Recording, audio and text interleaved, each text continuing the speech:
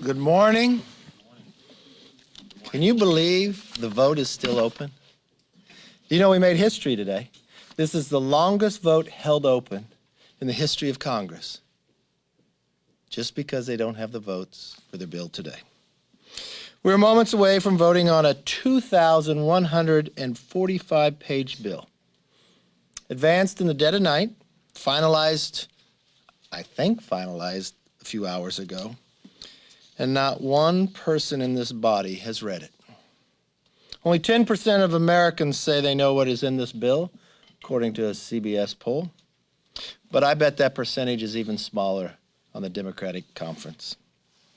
The Congressional Budget Office has not shown the American people exactly how much this bill will cost, as required by the Congressional Budget Act and the rules of our House. And the CBO reports that they will only arrive as American families get an enormous receipt from their Thanksgiving dinner.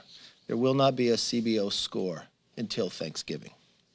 One clue we have of the price tag, however, comes from Wharton School. Their budget model, it states that the true cost of the Democrats' bill is $4 trillion.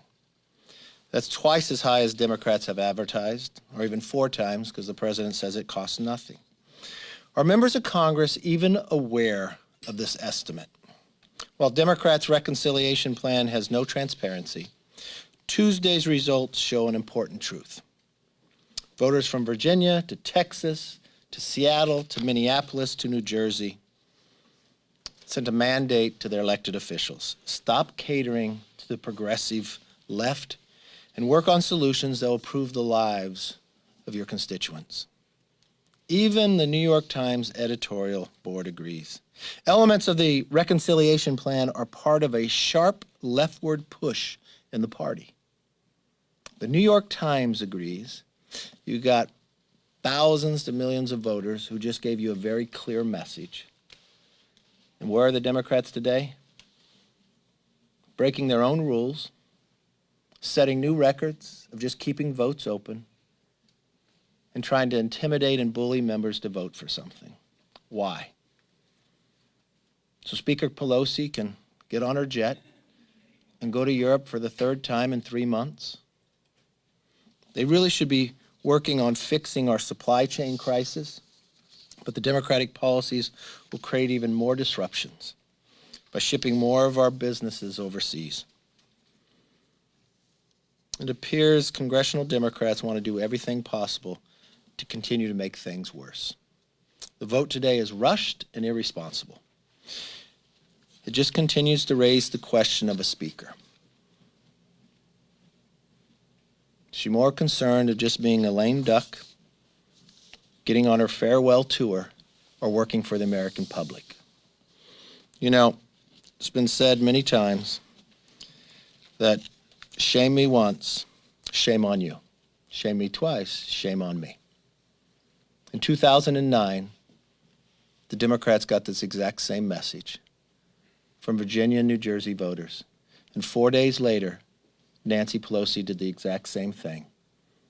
Rushed a vote on Obamacare, and 63 Democrats lost their seat just a year from then. I would think people would learn from that. You have rules of the House that you have to know what a bill will do and what it will cost. You have members on the Democratic side who said they would never vote for it unless they were able to read it. You have a leadership that's pushing and trying to intimidate. You have an American public that is pushing back, saying focus on the challenges, the rising cost, the inflation. It was created mainly by Democrats' push earlier this year on their trillions of dollars of spending when we warned them not to. A border that is open, rising gasoline prices and looking to OPEC to solve the problem instead of allowing American jobs and American workers to solve it.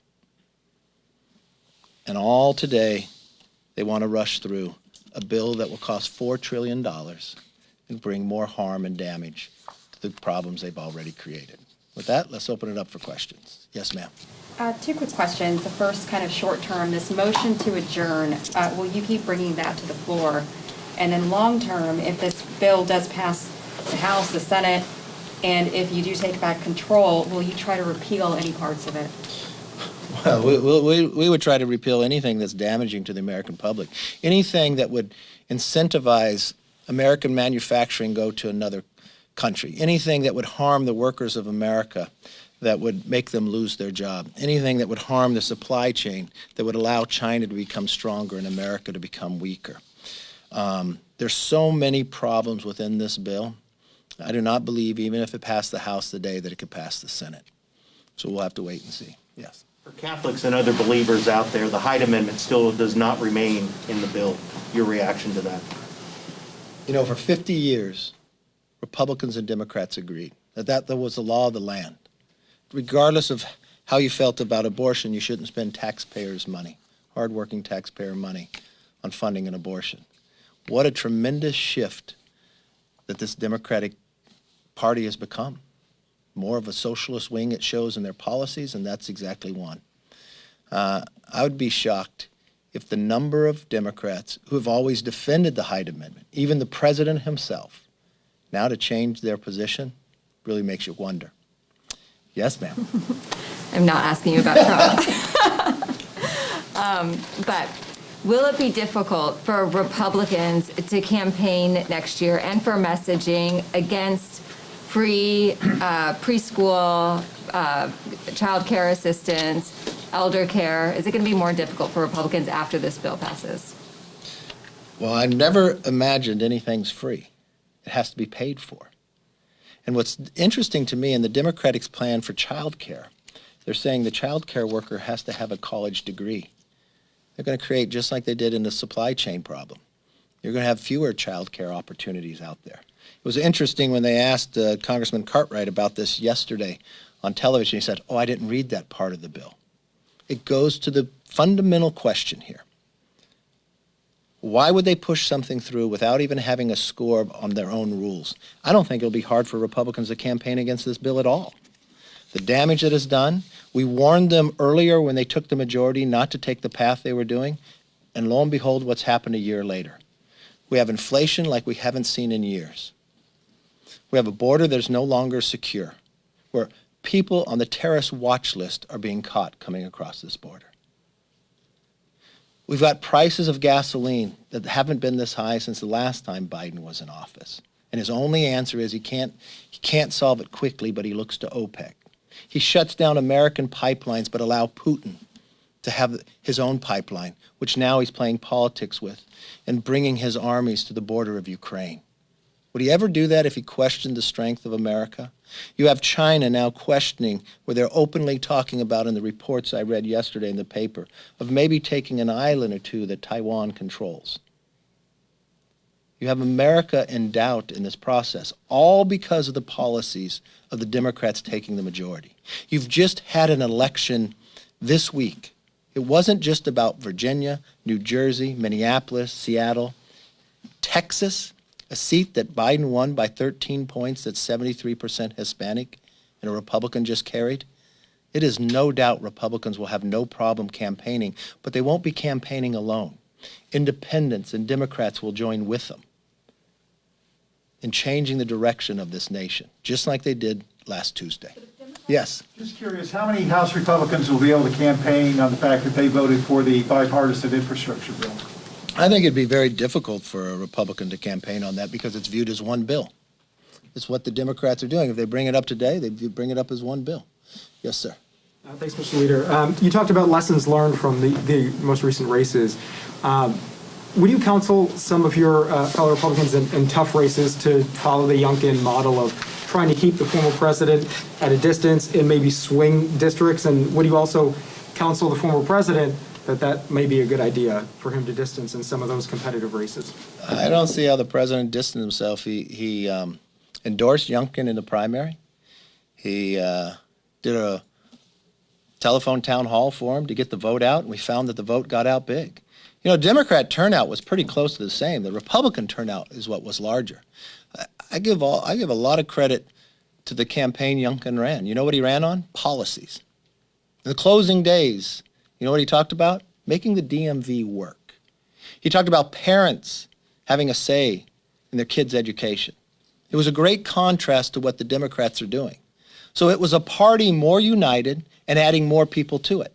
In the last election, Speaker Pelosi bragged that they would win 15 seats. The pollsters said the Democrats would win 15 seats in the House. They got the number right, the party wrong.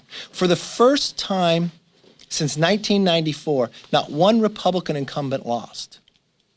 And we beat the Democrats, and every single Democrat lost to a Republican woman or a Republican minority.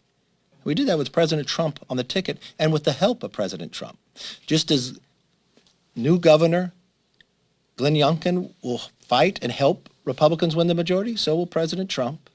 And I think at the same time, you're going to find the party expand. This is about addition, not subtraction. And what's driving more people to these policies is they're seeing the failed policies of what the Democrats have provided us. Leader McCarthy. Every American is going to find out in a very short time period that their Thanksgiving is going to be the most expensive they've ever witnessed. Every week they find out when they go to the gas station how much more it costs because of these policies. And I think it's going to be an easy campaign for Republicans to bring more people to the party. Mr. Leader. Yes, ma'am. Mr. Leader, thanks.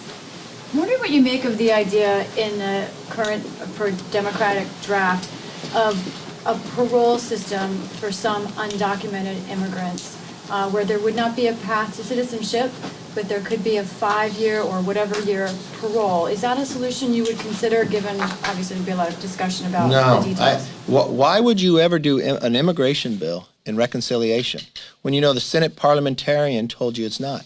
Because you're trying to buy off votes. I'm one who believes the immigration system in America is broken. So why don't we have an immigration bill based just upon immigration reform? And why wouldn't we first secure? But outside of reconciliation, just as a concept, a status that wouldn't be a path to citizenship. Oh, I've talked about that before. That's if somebody has come here under the age of 18 and has come here illegally, about working towards a path towards legal status, not to citizenship. But you would never do legislation like that inside reconciliation. What's happening is, throughout the night, Speaker Pelosi is trying to buy off 3 or 4 votes. What's it today? What's it the next day? And poor Josh, that guy's been promised so much. I mean, I feel sorry for the guy. I mean, I don't know how many signed on the letter that he would never vote for a reconciliation bill until the BIF was passed. Well, he voted for a reconciliation bill to start. He deemed it, not even to debate it. She won bigger. And then every time she pulls that football out from under him, we're going to vote on it this week. I don't know how many bottles of champagne we have sent him, but I feel bad for that poor guy. But if she can do that time and again with groups of 3 and 4 to promise you something and then you vote for it, but what she's doing to the American public right now is she's trying to pull the wool over your eyes.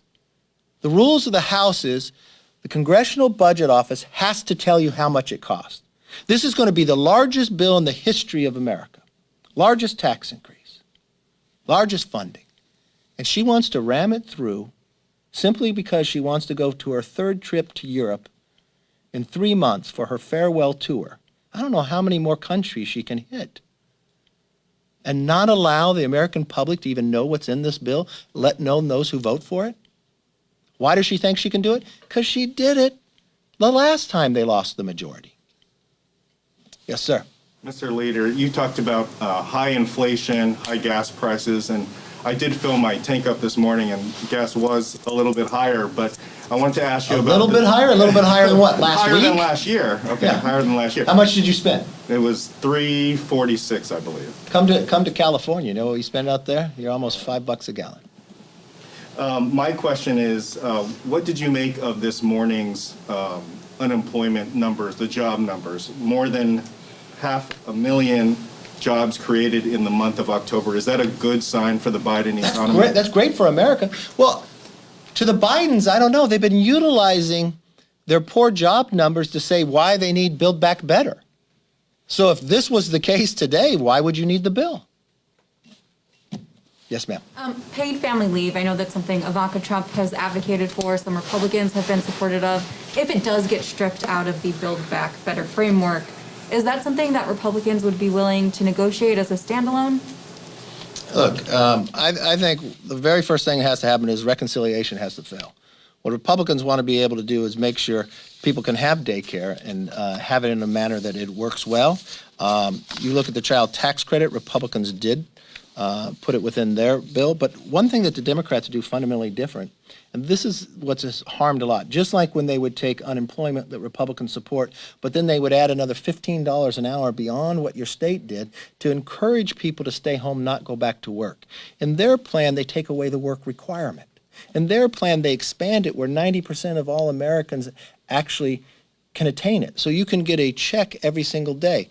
And in their latest plan, if I'm correct, they don't require any Social Security number. So what they're doing is American hard-earned working taxpayer money would pay for people who are non-Americans as well. So it'd create many problems and incentivize many problems throughout. And I think it'd be a long way before we negotiate. Yes, sir. Sir, you talked about how what's going on raises questions about Speaker Pelosi. What does it say about President Biden's agenda? What do you mean? I don't understand your question. You've been saying that whatever is going on at the moment reflects on Speaker Pelosi and her, No, it reflects on all her the legacy. Democrats. What does it say about President Biden's agenda here with this bill that No, Democrats it's a failed policy. Let's walk through. I appreciate the question. So let's walk through. What does it say about President Biden's policies? Okay. Well, let's first look at his foreign policy in Afghanistan. He lied to the Americans who were there that they could come down. He wouldn't return the phone calls to our foreign allies who had their own troops and citizens there because America had been attacked 20 years prior. He would tell us to come to the airport, the Americans who were there, and his own administration 30 minutes later said, no, it's not safe. The Bagram air base that he closed down had a prison on there where ISIS-K was. The suicide bomber that killed those 13 American servicemen and women came from that prison, from being opened up. He told us that there was only a few Americans left. Now we find out, no, there's hundreds of Americans still there. That's failed. He told us that he was going to secure the border. We now that it's not more than 1.4 million people in countermeasures illegal coming across.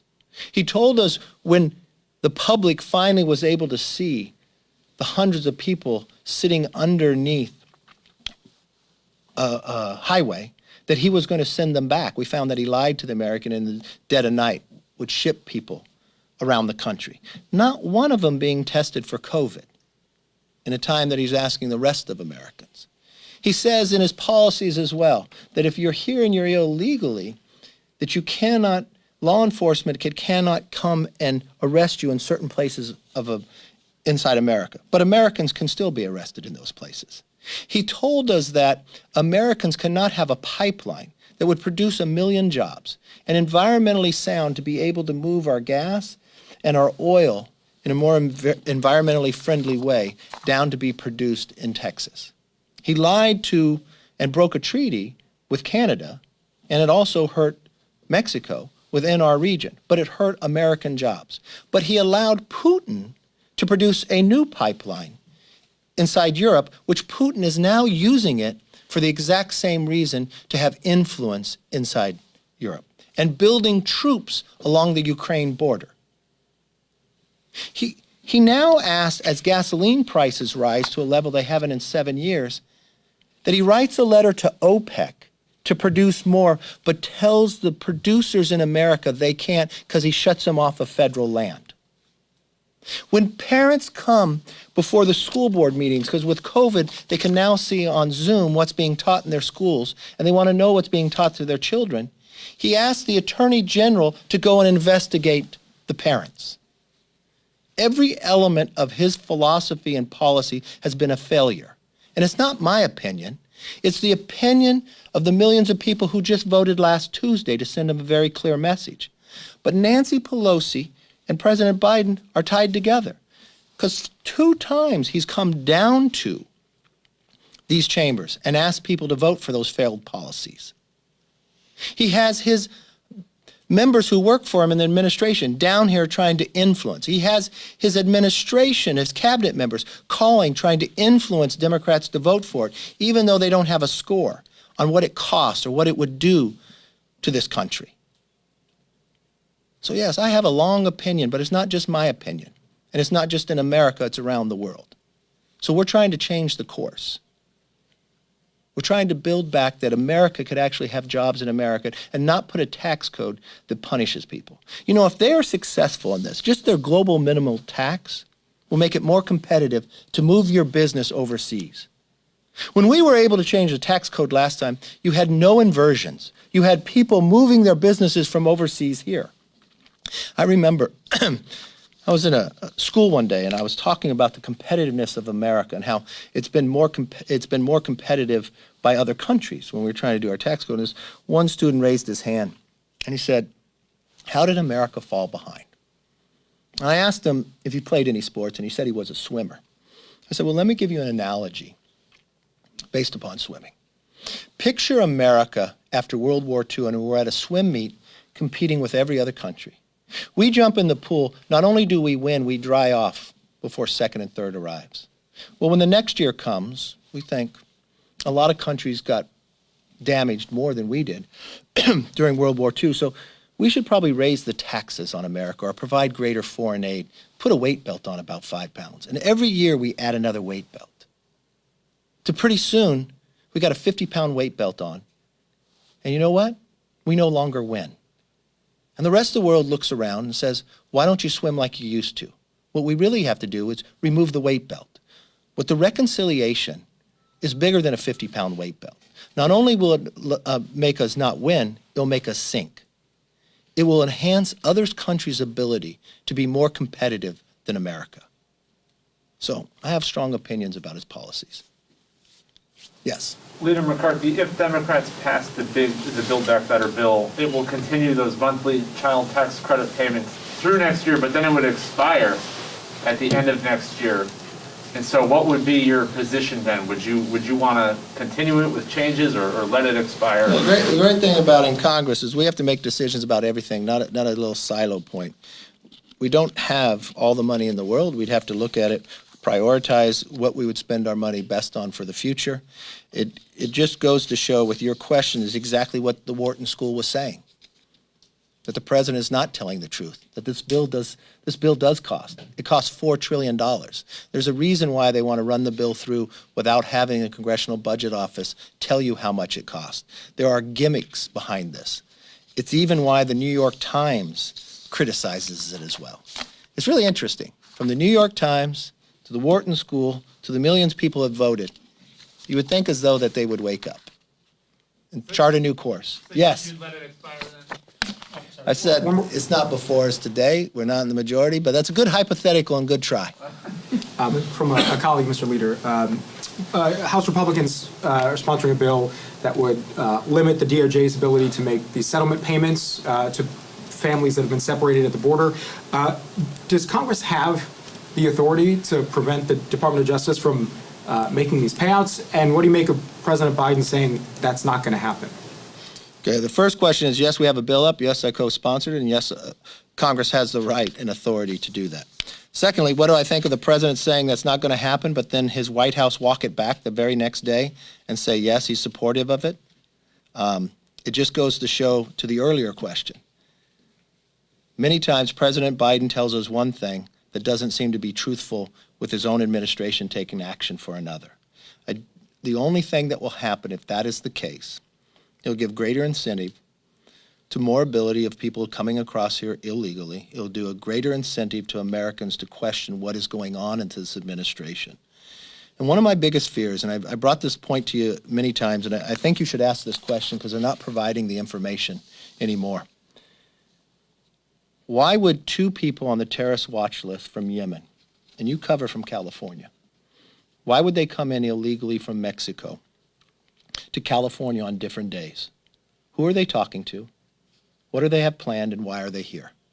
There are other people that I'm told that have been caught, don't know, but they won't provide us the information on the terrorist watch list. More than 160 countries people come from.